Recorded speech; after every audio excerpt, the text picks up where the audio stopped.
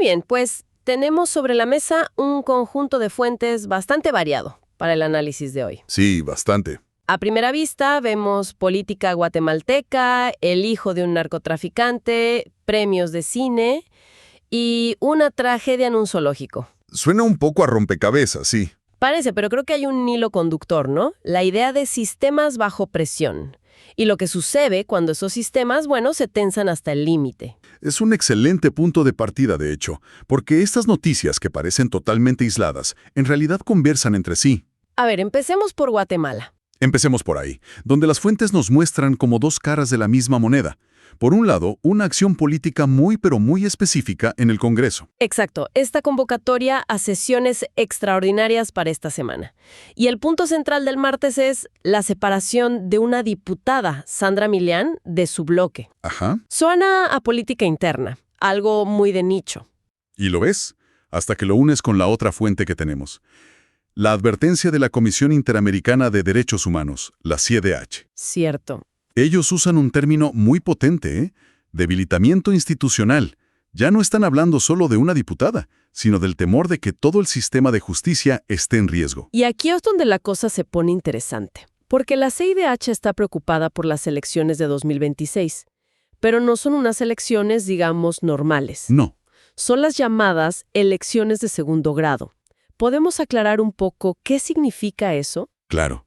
En pocas palabras significa que la ciudadanía no vota directamente por esos altos cargos, como magistrados o autoridades electorales. ¿Quién los elige entonces? Son los propios funcionarios, como los diputados en el Congreso, quienes los eligen.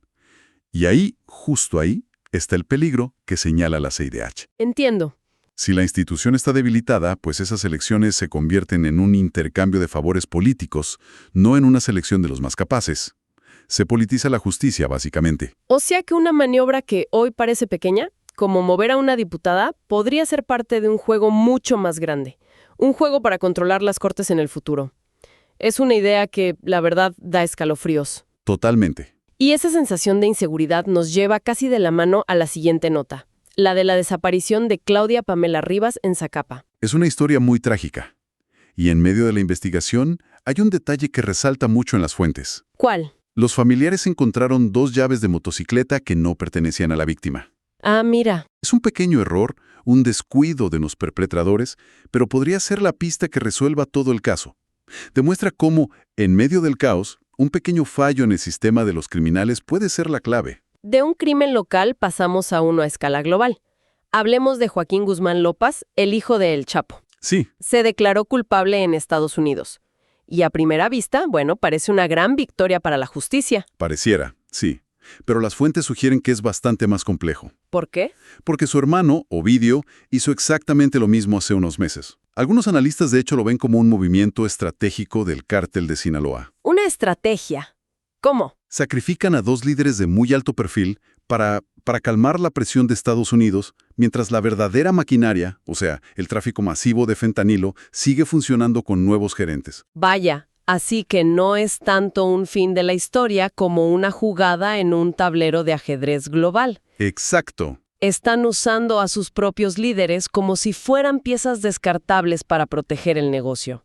Es una lógica empresarial, pero increíblemente despiadada. Exactamente. Y hablando de sistemas y sus reglas, pasemos al mundo del cine con los Gotham Awards. Ok. La película de Paul Thomas Anderson, One Battle After Another, es la que lidera las nominaciones. Pero el dato clave aquí es que por tercer año consecutivo, los premios no tienen límite de presupuesto. Se supone que esa regla era para igualar las condiciones, ¿no?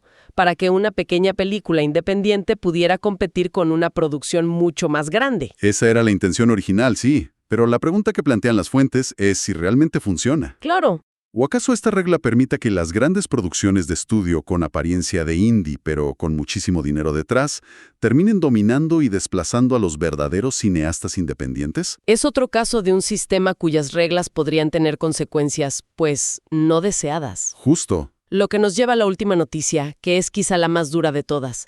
La muerte de un joven en Brasil tras entrar al recinto de una leona en un zoológico. Sí, es una tragedia inmensa. Mientras las autoridades investigan un posible suicidio, la reacción del zoológico es muy reveladora. ¿Qué dijeron? Afirman que sus protocolos de seguridad se cumplieron.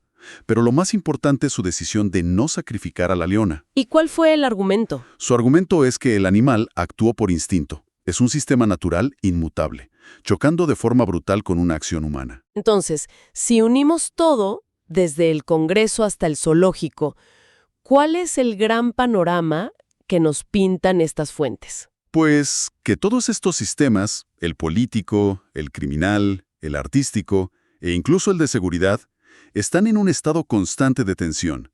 Y estas noticias son como fotografías de los puntos de ruptura. ¿Y nos muestran? Nos muestran que las consecuencias de esas fallas o de esas manipulaciones nunca son abstractas. Siempre tienen un impacto profundamente humano. Lo que me deja con una última idea para reflexionar. Hemos visto lo que pasa cuando los sistemas se debilitan o se rompen. Pero, ¿qué sucede cuando un sistema se vuelve demasiado fuerte, demasiado rígido e incapaz de cambiar? Quizá esa sea una pregunta para otra ocasión.